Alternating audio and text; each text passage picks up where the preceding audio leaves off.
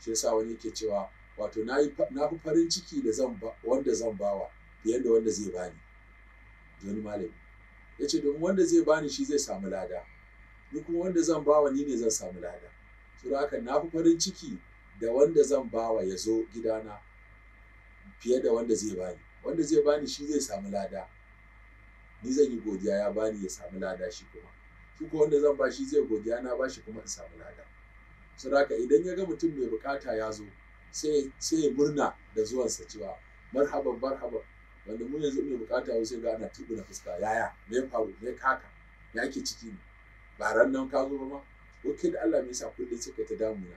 Ya dame ka ne saboda Allah ya sa masa jin yaƙini ko zato mai ƙarfi cewa in ya zo gurinka damuwarsa za ta kau ko za ta yi sauki ko za ta rabu. Shi yasa ya zaɓe ka ya fifita ka kuma yake ganin bari ya zo gurinka. Ashe wanda ya zaɓe ka ya ware ka ya fifita ka ya zo gurinka, wato zato ya kyautata maka, kuma Allah ne ya sa masa a ransa yana jin cewa in ya zo gurinka akalla ko bukatar sa wata biya ba zai samu magana wato mai daɗi.